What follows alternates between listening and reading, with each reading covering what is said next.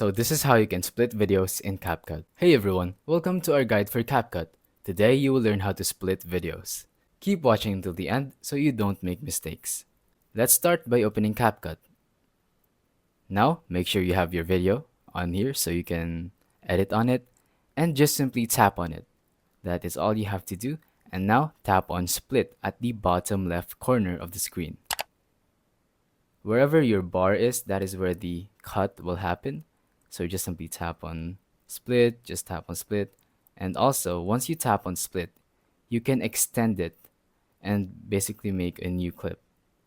That is how you can split videos on CapCut. Once again, just simply tap on the video, tap on split, wherever your bar is, that is where it will split. And that's pretty much it.